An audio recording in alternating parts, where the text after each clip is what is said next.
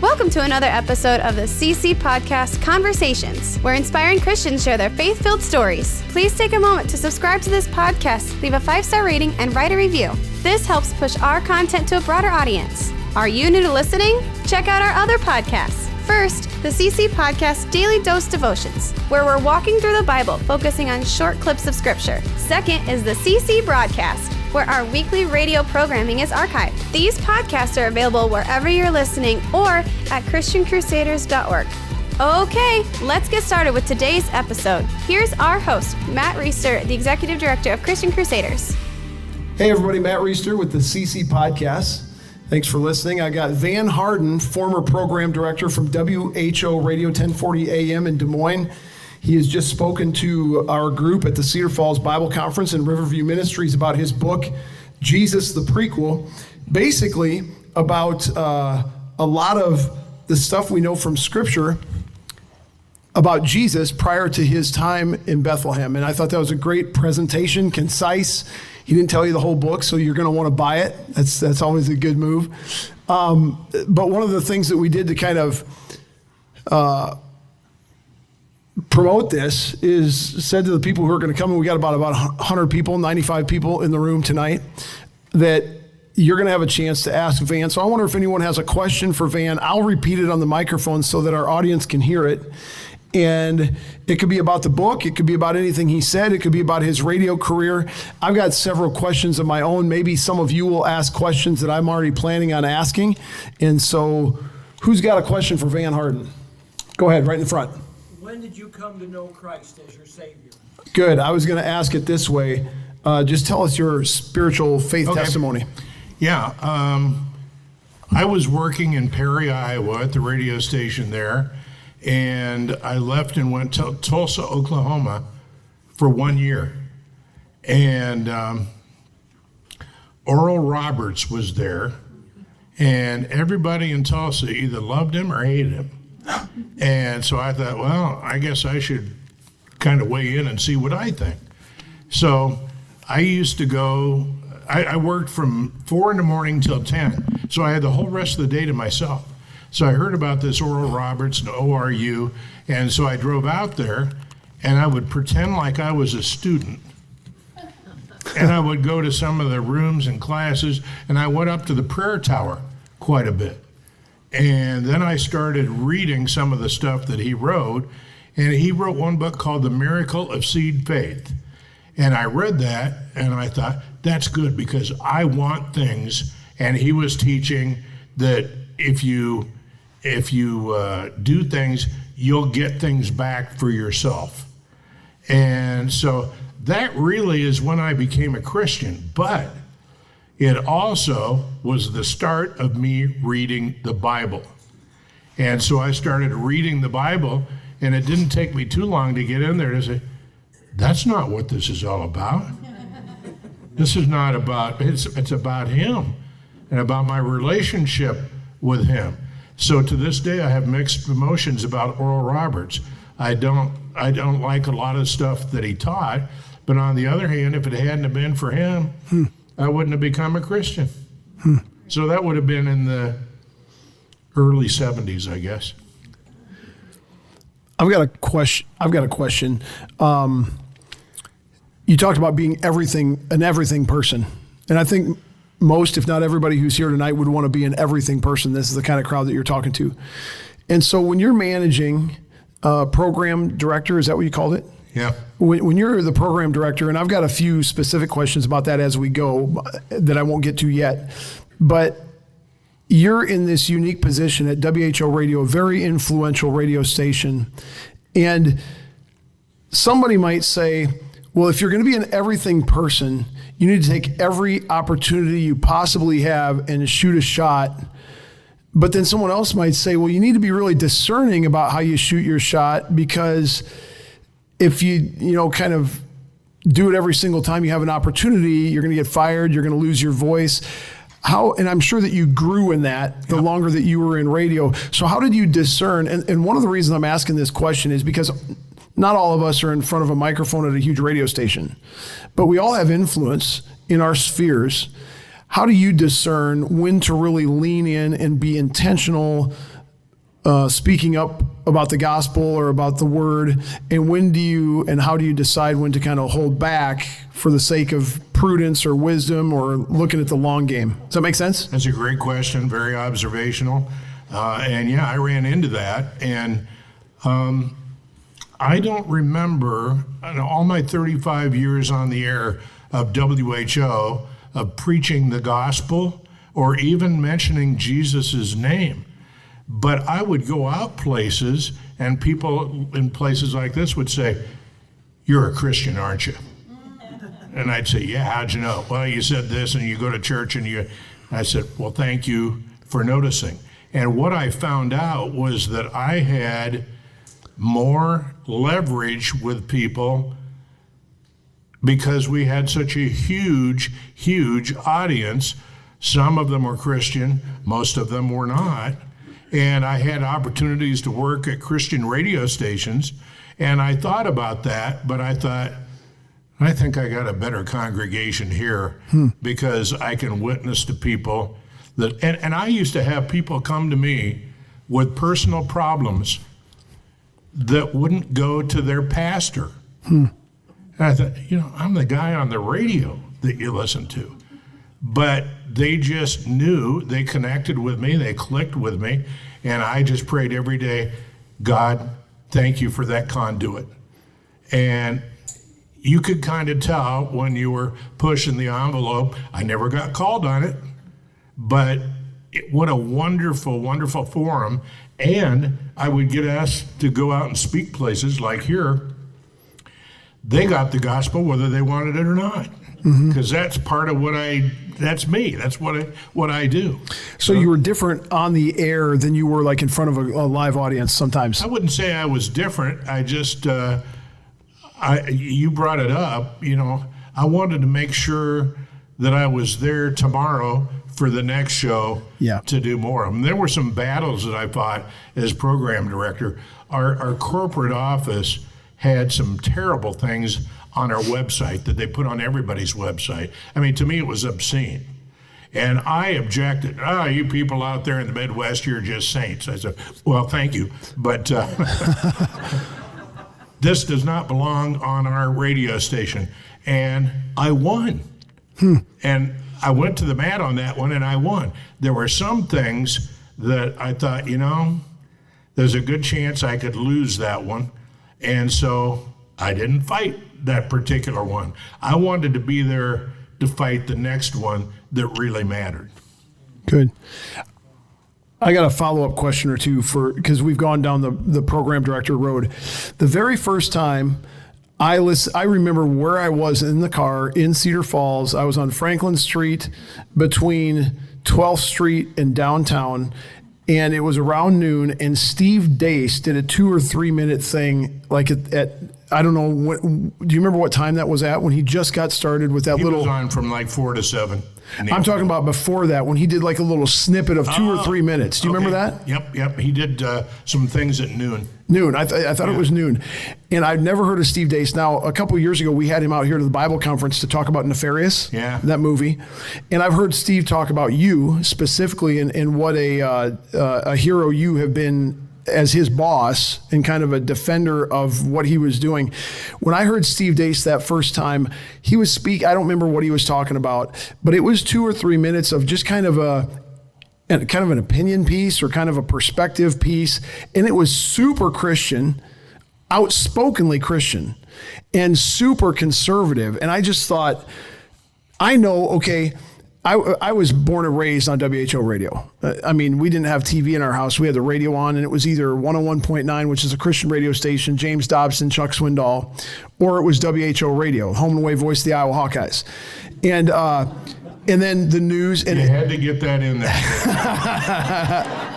So I remember the program at that time. Jan Michelson was at 9 in the morning till 11. Or 11:30, the big show, the farm show, was on until about 1. And then Rush Limbaugh came on for a couple, 3 hours. And then later on, Steve Dace. I don't know who your afternoon time was when I first heard this. 4 to 6. I hired him to do 4 to 7 after Rush was done, and he did that for several years. But this first time that I heard him, he wasn't in that slot Yeah. yet.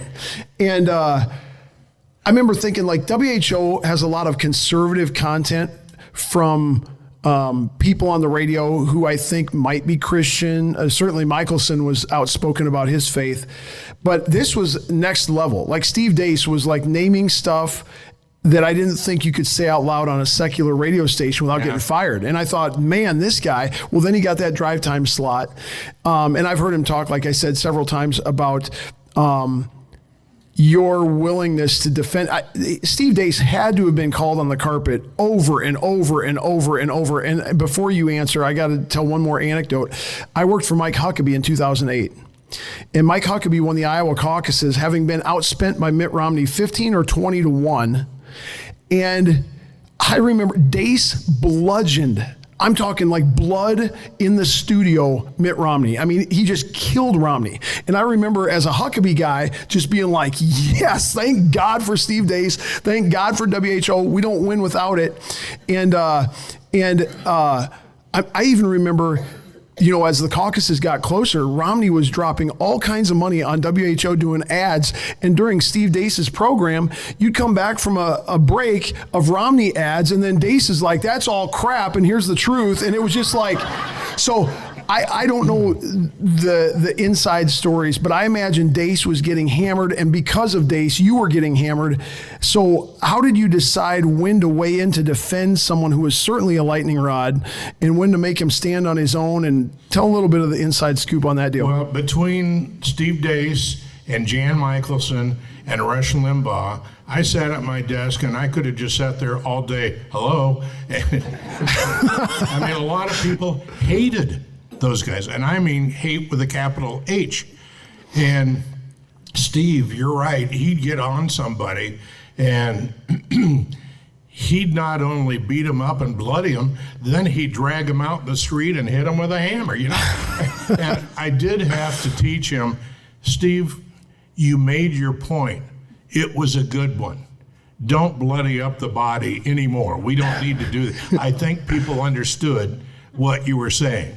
And so that happened a lot. I mean, we had, I remember when Michelson was first on, we had protesters from Planned Parenthood circling the building, you know, and I was fairly new at doing this, and I thought, I don't think I've ever seen anything like this before, you know. And when people would criticize what we had on the air, I would answer the phone and I would listen to what they had to say. And then I would repeat, okay, so you feel that da-da-da-da-da-da, that's right. I said, well, I always ran this through the filter of opinion. I say, anybody can have whatever opinion they want to have, and that's kind of what a talk show is all about. You know, they don't have to be right. Yeah. And many of them weren't, but, and after I listened to them, and repeated back what they told me, then I was like their best friend. Everything was okay. I had one guy that was so mad at me, he said, I'm never gonna listen to this radio station again. He'd call me every month to tell me that. And then he told me, I hate your contests. You're only doing those to try to get us to listen. Yeah, that's pretty much true. Yeah. Who else has a question for Van? There's got to be some questions out there. By the way, I can tell you this is a smart audience because one guy back there told me something that I've heard before. I was signing the books, and I said, would you like me to sign your name on here? He says, no, I'll make more on eBay if you just put yours. Al, you had a question. Yeah, I'd like to hear about your inventions. My invention? Yeah, in Van's bio, it said that there were 2 things that he's invented. And so what is that? I invented a thing called the day teller, which was a clock, but it was basically the name of the day in great big print. That happened because my mother, elderly mother, I would go to her place every week and I'd put the pills in. You know, you got the little box with the letters of the, and I'd put the right pills in the right box, and then the next week I'd come back and do it again. And one week I noticed, hey, Mom, you didn't take Tuesdays. What's up with it? Oh, I forgot. Okay. So then I come back the next week. Hey, Mom, you forgot Thursday and Saturday. I don't. She said, you know, in this retirement lifestyle, a lot of times I don't know what day it is. And I laughed and I thought, that's old people thinking. Guess what? In fact, I'm not sure what day today is. I know Sunday pretty well. I've got that. So I invented this clock that I looked all over for a clock that just had the name of the day in big letters, or a flip calendar or something, and I couldn't find it. So I called the AARP and I called the Alzheimer's Association. I said, hey, look, here's what I'm looking for. Have you got this? And they both said the same thing. They said, no, but if you find it, let us know, because we want a lot of them. Wow. So there were other people that were having the same problem that my family was, and it wasn't rocket science. It was the name of the day in big letters, but nobody had ever done it before. That was one. The other one was... Thank you for that. You got one? For my brother. All right, good. All right, the other one was I invented a cheese crust pizza. No bread. The crust was made out of cheese. And I wasn't smart enough to know what a good thing this was. But when we started selling it, I was at a Hy-Vee store, and they were doing samples, and there was a line of people going out the door to get this pizza. And the head of the group, I said, what is this? How come? She said, we're from the Celiacs Association.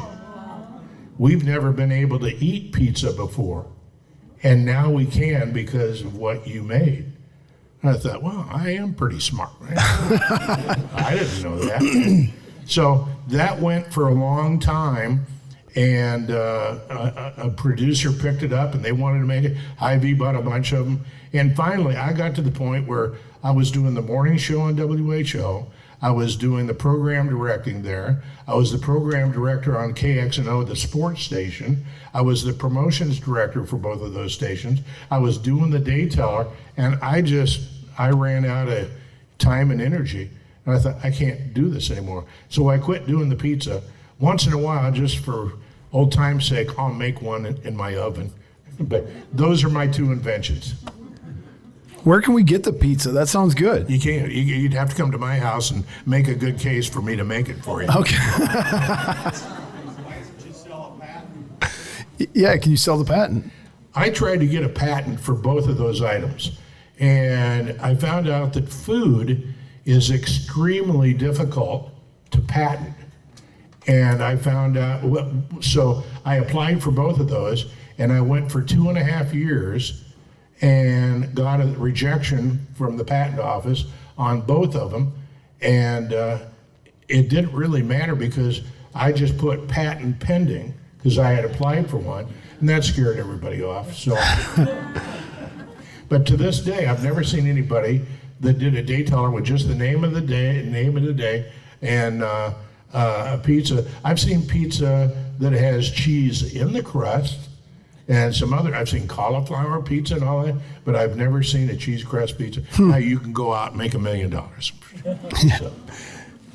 Any other questions? Yeah, Del. Man, did you ever do an overnight in Hy-Vee, and why would you do it? The question is, did you ever do an overnight in a Hy-Vee, and why would you do that? Yes, I did it at 4 Hy-Vees. When Hy-Vee opened their store in Windsor Heights, they said, can you do a remote broadcast for us? I said, yeah. I said, I can do one better than that. How about if I just come bring all my broadcast equipment, and you get me a bed, and you get Freeman Decorating to put one of those drapes around the bed, and I will stay there for 3 days and not even leave the building. They said, oh, we like that. So I did that, and I'll never forget the first night. It was hard to sleep because of the music, and the lights were bright, and I just got to sleep. It was midnight, and so I'm sleeping, and all of a sudden I hear this, Wah! And I pulled the drape back. Here's a guy. You ever seen the guy in Hy-Vee that's got the Zamboni? Yeah. I think he's waxing the floor or something. And so he saw me and he stopped and he said, "Oh, I didn't know you're here." I said, "Yeah, I'm here. And is there any chance you could go to the other side of the building and do that first tonight?" And he said, "Oh, I got to get this done. There's supposed to be a real important radio broadcast here tomorrow." So the answer is yes. Along those lines, a question that I had, you did all these kind of remote, strange things. We were talking about the chocolate breakfast. Yep. I remember you doing a thing at the state fair where if you came at 5 a.m. or something, you could get in free on the first day.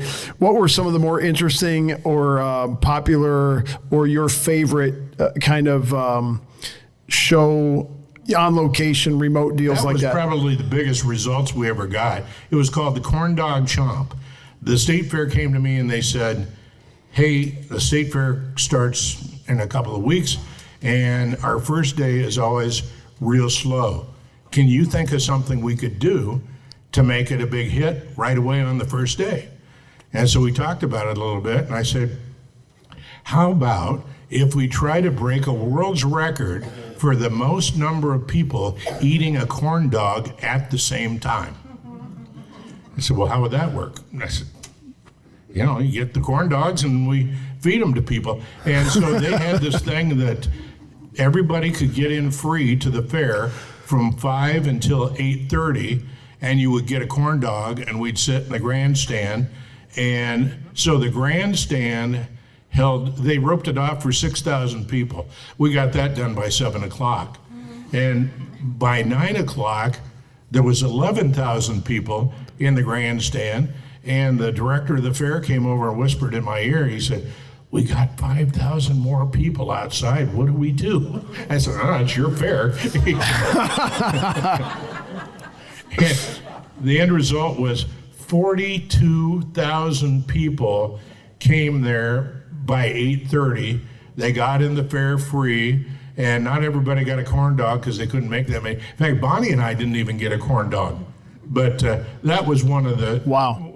And the police hated it. They had people out on 235 jumping out of their car, running across the median. University Avenue was almost shut down. And Gary from the state fair said, "They hate this. I love it." What about, you were at the state fair, you're a state fair guy. A couple of your favorite, besides that one, state fair. What do you love about the Iowa State Fair? What are a couple of your favorite memories or your favorite times at the Iowa State Fair? Well, the one that Bonnie keeps pointing out to me over and over and over was one that I thought I could forget. And that was, I used to take each one of my kids to the state fair on a certain day, just the two of us. And I took my daughter one time, and so we got done at 9 o'clock broadcasting, and she wanted to go down the giant slide. I said, "Okay, I'll go down the giant slide with you." So we go over there. She's carrying her teddy bear, and we go up to the top of the giant slide, and she hands this thing to me, and she takes off. So here I am, a grown adult, standing at the top of the giant slide, teddy bear, holding a teddy bear. And I thought, what do I do? And my superior intellect told me, "Go down." So I went down. Luckily, nobody's come up with a picture of that. But Bonnie was every year, "Hey, you remember that time?" Yeah. What do you got? Go ahead, Ryan. So you talk about being broke and having a car that was a piece of junk and your kid giving you money.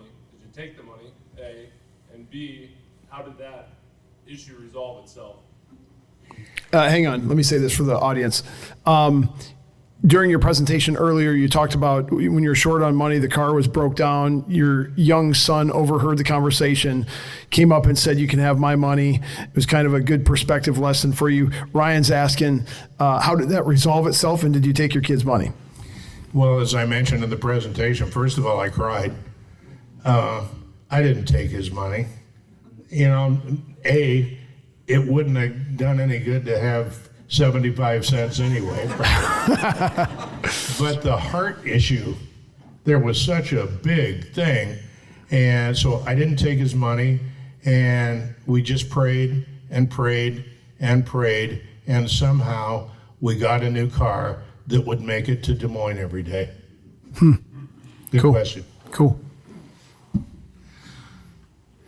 Go ahead, Brad. Yeah, a couple questions. In your book, I see that you cover 3 or 4 verses in Genesis. Let us make man in our image after our likeness. Then the one, let us go down and confuse the language. Then backwards to Genesis 3. The man has become as one of us to know good and evil. So I appreciate you bringing those up. I was holed up in a hotel in Lincoln 2 weeks ago, listening to Jewish television. And they were covering Genesis 1. And I think the rabbi, I don't remember his name, but the rabbi, I think, recorded this probably in 2016, where he talked about that, let us make man in our image after our likeness. And they, of course, are accusing us of being polytheists. But and what he came up with there, and I'd like you to reflect on this, I guess question number 1 or reflection number 1, is let us, where God is talking about himself and the angels. And that's where he comes up with, let us make man our own image. And number 2, did your team win the World Series? Let me reflect these. So the first question, without getting into all the details, is there are several mentions in Genesis of God saying, let us do this.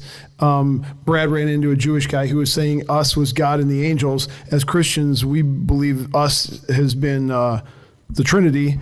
Yep. And then the second question is, did your team win the World Series last night? First question. Second question first. No.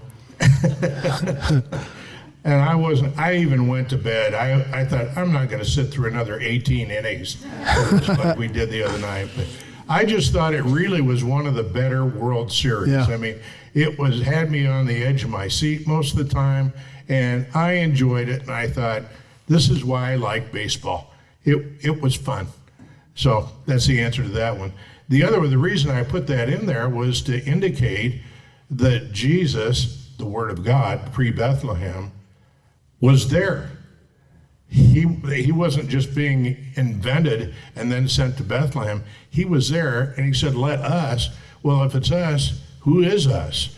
Father, Son, and Holy Ghost. And you get, right at the beginning of Genesis, you pretty much get those characters if you look at it. Does that answer your question? Sure. Okay. Go ahead. Could you describe your understanding of the physical presence of Jesus before he was born at Bethlehem? Was there a physical presence, and if so, what comprised him? What was he made up of? Okay, the question is, can I describe the physical presence of Jesus before he came in Bethlehem? And in my book and in my speech tonight, I asked the question, was he spirit? Did he have a body like he did later on earth? And one thing I will not do is teach something I'm not sure about. If the Bible teaches it, then I'm fine, I'll tell. But I gave some examples of things where it might have been him, could have been him in the fiery furnace. I don't know, but I think it was. Could have been him speaking from Moses' burning bush.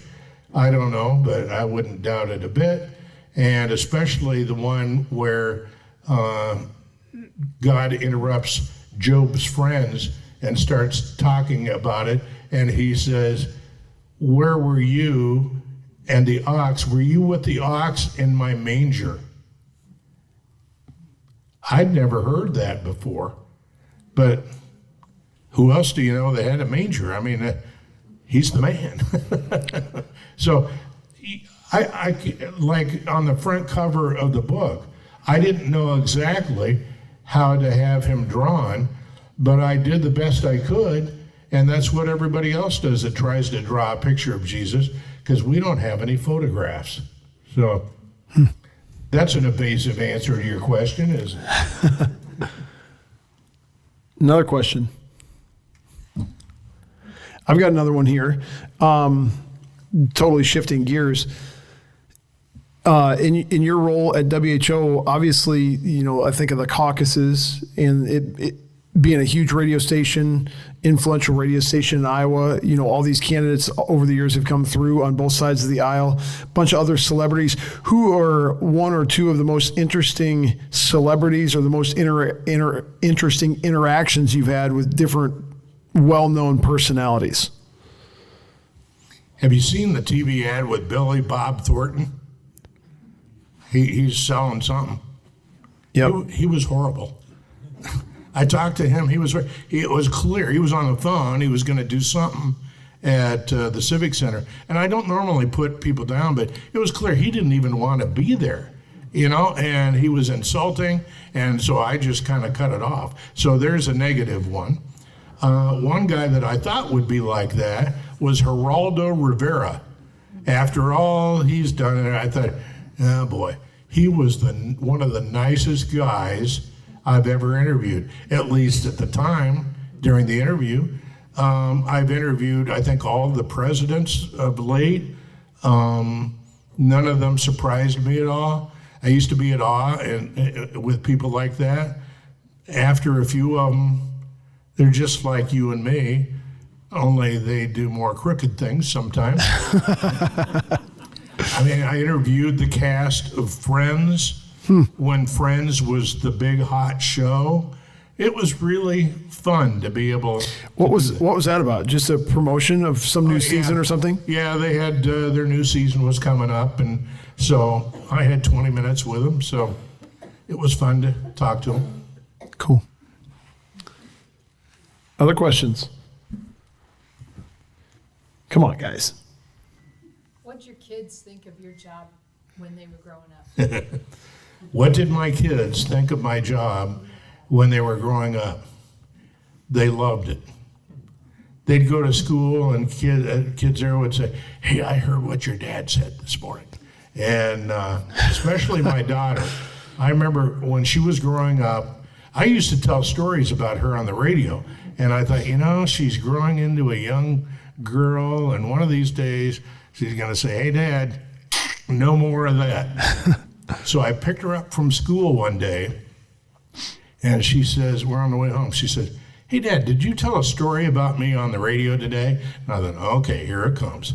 I said, well, yeah, I did. She said, well, I missed it. Can you tell it again tomorrow? That's good. That's good. Somebody else had back there. Todd. I'd be interested of your perspective on how the internet has changed radio during your career. It was obviously very different at the beginning, and now it continues. Yeah. In my whole career, there were things that came along and that said, people said, oh, this is going to put radio out of business. FM was going to put AM out of business, and TV and satellite and all these things, and the internet is another one. Oh, it's going to put radio out of business. It hasn't. You know, I was reading the other day that radio in the United States of America has more listeners right now than it ever has ever, which surprises me because I think a lot of it's not too good and not what I'd like to listen to. But it was interesting when that started. Then they came to us, and the whole thing with us was see how many people you can get to listen to the radio. That's the goal. Now all of a sudden is see how many people you can get to listen to the radio and how many people you can get to click on our website to listen on there and all these other things. And so, I don't know, I kind of liked it when it was only one goal. That was when it was the most fun. But it definitely has changed. And really, the radio stations that embraced that in the beginning they're winners. It helped them promote their radio station, and they do podcasts now, and so it's just kind of added to it, I think. Go ahead, Al. So American Family Radio just recently acquired a station in Des Moines. How many Christian radio stations are in Des Moines? What's kind of the coverage of Christian radio and the formats and that kind of thing? Okay, he's asking how many Christian radio stations are in Des Moines, and I'd have to think, but I would say probably 5 or 6. Some of them carry talk shows. There's 2 or 3 that carry contemporary Christian music, and some of those are based in some other city, and they import it into Des Moines. And I was happy to see, I get to see some of the ratings from other radio stations in other states, and there for about a 3-month period, the number 1 radio station in Minneapolis, St. Paul was KTIS, which is a Christian music station. All right, that's cool. Yeah. I did a little bit of homework before you came, and I searched you and Van Harden highlights on the radio, and I came across a YouTube video, 12 minutes long, of your final comments on your last show. And you told a story about a gal named Teresa that helped you understand the power of radio and the power of your influence, and I thought that's a story that these people would enjoy. Okay. I was actually working at KRNT Radio before I ever went to WHO. And I had a midday show playing music, and I loved it. I was into the hits. I wanted to play the hits, and that's what they let me do. So that was fun. But that was at the time when my son was bringing me his piggy bank because we had no money. And I mean, I could hardly make enough money to buy food. And I agonized over that. I thought, I've got to do something about this. And I came to work one day, and a friend of mine who had the show after mine was sitting there looking at the Des Moines Register, looking at the want ads. And I said, what are you doing? And he said, I'm kind of looking at what other jobs are available. He says, look at this. Out in Perry, Iowa, at the Oscar Mayer plant, look at what they're paying people to stuff hot dogs. And it was like 2 or 3 times what we were making sitting there spinning hits. And we looked at each other and we said, should we be stuffing hot dogs? And we both decided, we laughed, said, no, this is too much fun. That wouldn't be fun at all. So anyway, he was agonizing about it. I was agonizing about it. And I thought, I'm going to have to do something about this. And the very next day, I walked into the radio station, and the girl behind the front desk says, Van, there's a guy here that wants to talk to you, and he's been here for some time, sitting over in the sofa. So I went over and sat down next to him. He introduced himself to me, and he said, my sister was in a terrible car accident not long back, and it was so bad that she was unconscious right from the beginning, right after the car wreck. And so I'm thinking, and the thing this has to do with me is what he said. We took her to, I think it was Mercy in Des Moines, and they couldn't help her. And the doctors there said, we need to airlife her over to Iowa City because maybe they can help her over there. So we did that. And he said, still nothing. She's still in this coma. And he said, we've asked the doctor, is there anything we as a family can do to help this along? And the doctor told us about the only thing you can do is surround her with things that she was familiar with on a daily basis. So he said, we got stuff out of her kitchen and out of her bathroom and out of her bedroom, and we set it all around her bed because you never really know, I guess, what an unconscious person is perceiving, if anything. And so he said, still nothing. And then he said, something dawned on me this morning.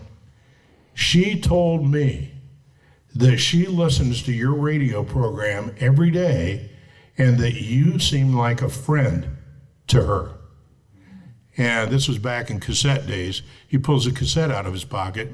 He said, they can't get KRNT in Iowa City. Would you record part of your program? And we want to take it and play it to her. And I said, I'd be happy to do that. So I took the cassette and went back and recorded part of my show. And she got kind of the music. And then I stopped and I said, this is for Teresa. Teresa, I just met your brother. He's a neat guy. I think you're lucky to have a good brother like that. He loves you a lot. And he's been telling me a little bit about what you've been going through lately.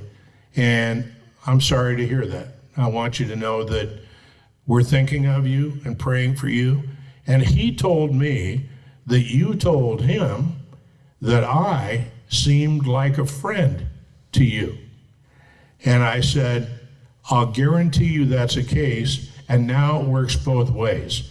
We're friends both ways. And so we're praying for you, and, we wish you Godspeed. And that was it. And I shut the cassette off. And then at the end of the show, I went up front, and the guy was still there. So I gave him the cassette. He says, oh, thank you so much. I said, now, before you go, you have to promise me that you're going to let me know what happens. Even if nothing happens, I want to know that. You've got to let me know what happens. He says, oh, I will. And so he left, and no phone calls the next day, no phone calls the day after that. And I kind of gave up on it, to tell you the truth. I thought, well, that's the last I'm going to hear from them. Then the third day, the secretary gets on the PA system, Van, there's a call for you on line 5. So I pick up line 5. Hello, this is Van. And this weird, strange voice said, she wiggled her feet. And I said, I've heard about phone calls like this. Who is this? This is the brother of the woman that was in the car wreck. I said, she wiggled her feet? He said, we played that cassette for her right next to her bed, and the music was going, and all of a sudden, to the beat of the music, her feet started going like this, and then you started talking to her, and all of a sudden, her eyes opened up, and long story short, she's going to be just fine. It's cool. And I didn't do that. That was prearranged a long time ago by somebody with a much higher job grade than I have. That was a God thing. I think you would have to agree. So that summer, the family came out to the Iowa State Fair where I was broadcasting, and she came too. They had her in a wheelchair, although she was going to be getting out of the wheelchair soon too. And so they wheeled her over to me, and we stood there and looked at each other, and she stood up, and I hugged her, and she hugged me, and we cried for 5 minutes. And so that was pretty much the end of that. And then they started to leave, and they did leave, and our brother came back, and he said, you need to know how much this meant to us and our family. And I said, thank you, but you need to know how much this meant to me, because not many hours ago, I was thinking about quitting this job and going to stuff hot dogs out in Perry, Iowa. And, I've always said God has a big sleeve, and he's always got something up it. And that's true for you, too. I thought that the way you wrapped it up on that video that I watched, similar to how you did here, and you just said to people in your radio audience, you might be struggling with wondering if you're in the right place at the right time, but just let me assure you that you probably are. How much during your time on the radio were you specifically picturing certain profile type people in your audience, or were you just speaking in front of a microphone?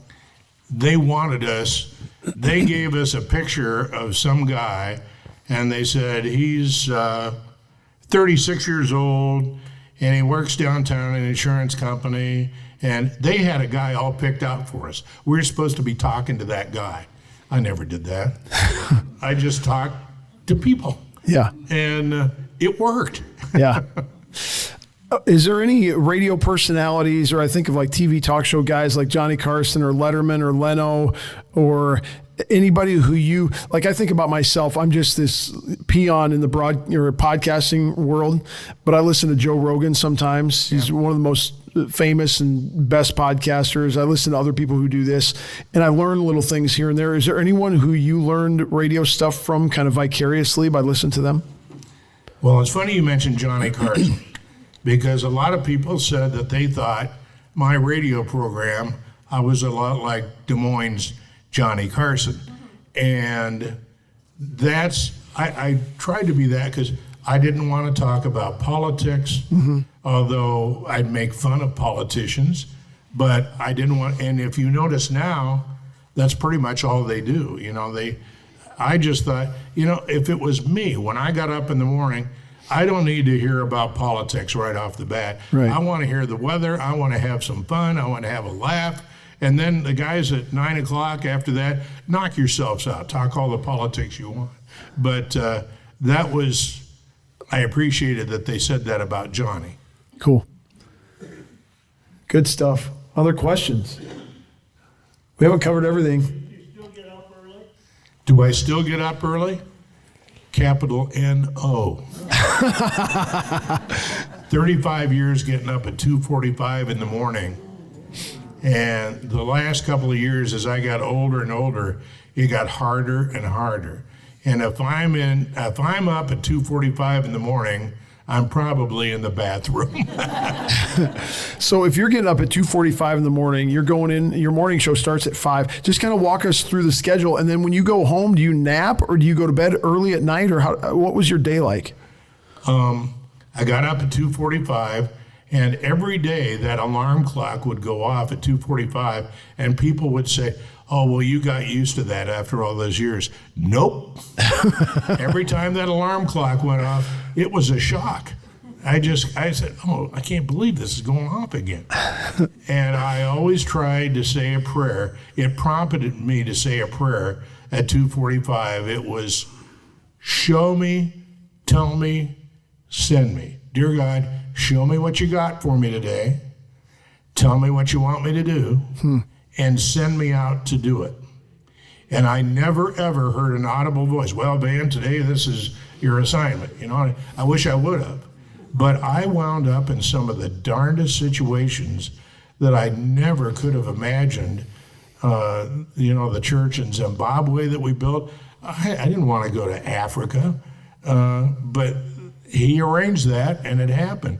And I counseled a family who had a son that was dying of cancer, and he was on my radio show several times, and I became good friends with him. And then I found out that his parents were having a terrible divorce, and so I wound up in the middle of trying to counsel them through that, and counsel the boy, and I just driving home, I just said, how did I get into this? Oh yeah, 2:45. I did it. So, and then I would drive to work. I'd get there just a little bit before 4. Then I'd try to get all my material ready and stacked up to go for the day. And some of that we planned the day before, some of it we didn't. And so then I would do the show from 5 a.m., 4:59, till 9 a.m. Then I get done. And that was kind of a big emotional letdown after that was done, because it was like going off the stage after you did a show. And then I went to my office, and all of a sudden I'm Mr. Program Director. I'm hiring, I'm firing, I'm dealing with networks. I did all of that until 3 or 4 in the afternoon, sometimes later. Jeez. So it was a long day. Not that I would do it any differently. I mean, it was my choice to do it, and I loved doing it. But I thought, 50 years is a good round number. That's not a bad run. So I quit 50 years to the day that I started in radio. Cool. Anyone else? Yeah, two. After 35 years, how long did it take you to become normal? 5 minutes. Repeat the question. He said after 35 years of getting up at 2:45, how long did it take you to return to get normal? It didn't take any time. I was so exhausted. It just was a no-brainer. So there's times in my life that I think back, and there's men that have invested in me in different seasons. What are some of the men that invested in you, or the lessons that some people have taught you throughout your years? I'm very good friends with at least 10 pastors. And, like anybody else in any other profession, you have high minutes, you have low minutes, and you have problems, and you have joys. And I would share it with them, and they would always be very interested, and they'd be right there to help me and even give me scriptures that I hadn't thought of, So that made a big, big difference to me. Anybody here remember Dwayne Elton Floppy? Yeah. I used to do my show at KRNT, and Dwayne Elliott would show up in that yellow floppy mobile when I'd go out and do remote broadcasts. I thought, I can't believe this. I mean, I grew up on floppy. This guy's coming to see me. And then all of a sudden, we were sending letters back and forth to one another. And when I was having the hard time with not making enough money to eat, I sent him a letter. I said, Dwayne, I don't know what to do. I think I may have to quit this.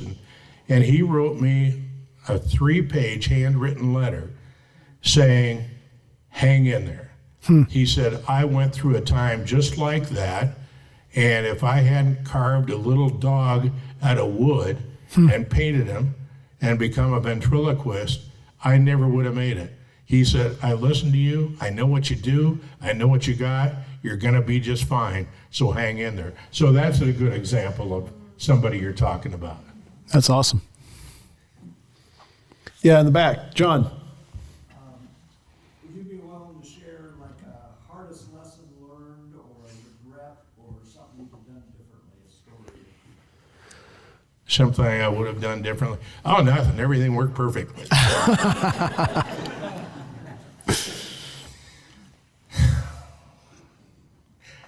I don't know. I guess like all of us here, we probably all have something.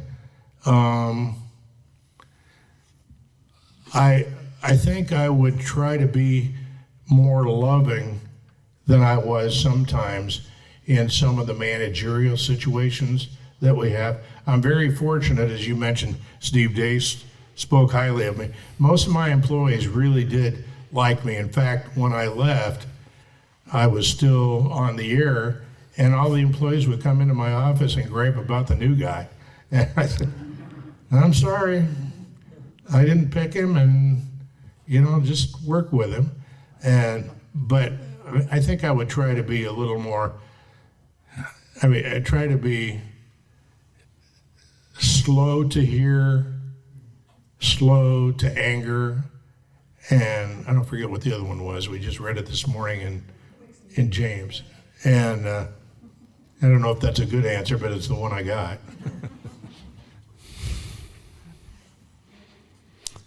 Go ahead. Would you do it over again? Would I do it over again? In a heartbeat. Yeah. And it would be fun. I don't want to do it over again because I just enjoyed what I had. But if I did, it would be fun to see God in it where I didn't see him before. And as I look back now on things, but that's an excellent question. Thank you for asking it. Did Reagan ever stop by WHO? Yes. Did Reagan ever stop by WHO? He did. I didn't get to meet him, but I hired his son, Michael, to do a talk show on our station later in the evening, and he told me that, he said, my dad told me that if he had never left Des Moines and would have stayed at WHO Radio, he would have been just as happy as what happened otherwise. And I told him, well, I'm glad he didn't stay. That's good. Go ahead. Of the co-hosts that you had on your radio station, a favorite or all about the same or totally different personality? They were all different. He's talking about, the first one was Patty Christensen. Second was Connie Murad. The third one was Patty, the one that probably most of you... Bonnie, yeah. How soon we forget. And they were all different. Connie was hilarious. Sometimes when she didn't even mean to be. And Bonnie was more the sweet country girl that, you'd like to know her. And Patty was good too, but she only lasted about a year and a half. She said, I can't hack this getting up at 3 a.m. So they were all good. I wouldn't want them all to be the same. All the people were different, and that's what people should be, be themselves. How about a one or two of the most harrowing moments on the air, or kind of like you're like, oh gosh, this has got to stop, or you know what I'm saying, like something on the air that went really bad. Oh boy, which one? There weren't too many that were just catastrophes, but I'll tell you one funny one that happened was during the floods of '93. We were kind of the voice of that whole thing.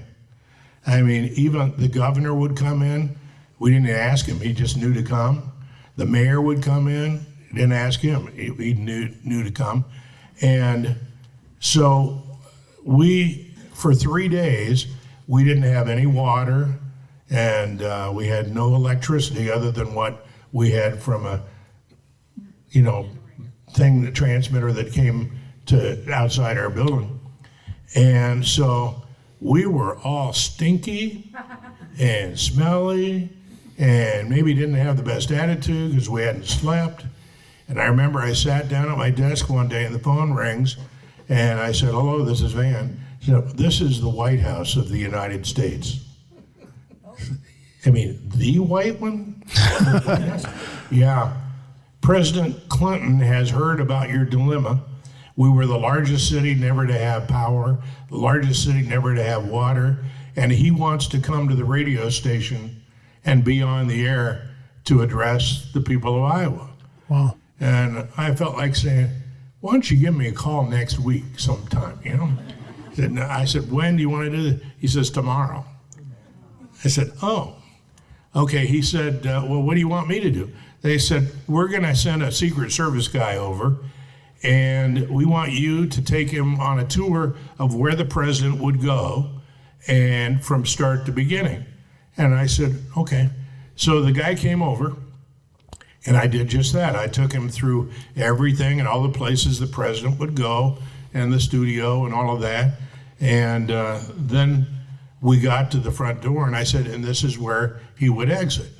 And the guy says, well, you've been very good to us. You've answered all our questions except one. And I said, well, what's your question? He said, where would the president go if he had to go to the bathroom?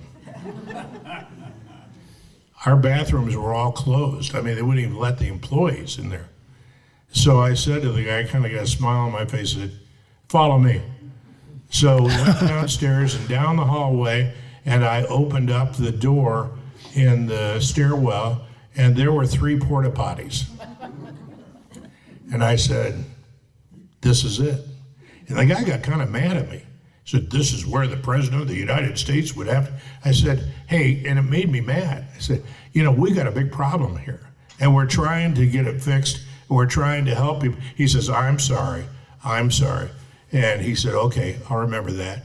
And then I said, oh, by the way, if he does go out there to use these, this door, when it shuts, it locks. So tell the president to put this brick in the door, or he'll never get back in. And the guy shook his head and said, oh, I just can't believe this. And so we were all watching the next day to see if the president had to go to the restroom, and he did. And their answer to that was he got to go into the real restroom, and a Secret Service man followed him with a bucket of water. Flushed it. That was pretty harrowing during that time. Yeah, that's good. All right, anyone else? Well, so this podcast will be published on the CC Podcast. That's Christian Crusaders Radio and Internet Ministry, which Van told me a little bit ago. He put them on WHO. Scheduled Christian Crusaders were on at 7 a.m. on WHO, have been for a lot of years. I don't know if you remember when that would have been. I don't remember what year that was, but I remembered we just so happened to have a hole there. And I said, well, yeah, we can put it here. So we did, and it's still going. It's still going, yeah. Tim Butker right over there, a radio preacher. Good. So you can find that at CC Podcast or ChristianCrusaders.org. Anything else anyone wants to ask? Yeah, one more chance. Go ahead. The day that septuplets were born in Des Moines. I'm sorry? The day the septuplets were born. Oh. You got more of a question? This is my dad, by the way. I have to be in Des Moines that day for schoolwork. Yeah. It was a busy day then. Well, and they had even hired a publicity person. I mean, the Today Show was there, and CBS was there, and ABC was there, and we knew them, so we had some pretty good access to them. But one story after that, one day there was going to be a storm, and we could tell. And so Steve Dace, rather than going home, he slept on the sofa in the lobby. And that was the day I had the quintuplets coming in. Is that right, quintuplets? Septuplets. Septuplets. Coming in to fill in for Bonnie. And so Steve Dace told me later, he says, man, I woke up, I was having this dream. I woke up, the quintuplets were there. Yes, they were. But that was quite a thing. And I still correspond with Kenny from time to time. November 19th. That's my wife's birthday. That's when they were born. Wow. November 19th. I don't remember what year. All right. Hey, guys, this has been great. Has it been great? All right. Thank you, Van. And thank you, Becky, for driving up to Cedar Falls. You're welcome back anytime. Actually, Van is going to be speaking at a Christian Writers Workshop put on by Nick and Mary Portson in 2027. Probably right here in this room. Nick and Mary live on the grounds, and she hosts a Christian Writers Workshop every year. And so Van will be a keynote speaker at that in 2027. So you'll be back up here then, if not before. Thank you so much for your time and for being here. Thank you so much. You folks are great. The CC Podcast is part of Christian Crusaders Radio and Internet Ministry, started in 1936 and is one of America's longest-running radio ministries. We are 100% donor-funded, and donations to our ministry are 100% tax-deductible. So if you are encouraged, challenged, or inspired by today's conversation, please consider making a donation on our website, ChristianCrusaders.org, or mail a check to Christian Crusaders, 7401 University Avenue, Cedar Falls, Iowa, 50613. In addition to our other podcasts, which I mentioned at the front of this episode, I want to mention two of our other ministry partners worth checking out. First, the Cedar Falls Bible Conference, equipping believers with the truth of God's Word since 1922. Visit cedarfallsbibleconference.com for free access to previous conference content or for more information about upcoming events. Second is Power to Change Digital Strategies, an online ministry partnering volunteer Christian mentors with people around the world searching the internet for answers. If you or someone you know could benefit from an anonymous online conversation with a caring Christian adult, go to issuesiface.com. Or if you would like to be a volunteer Christian mentor, please visit p2cdigital.com. That's the letter P, the number 2, and the letter C, digital.com. See our episode notes for details and links, and remember to subscribe, leave a 5-star rating, and write a review. God's richest blessings to you, and thanks again for listening.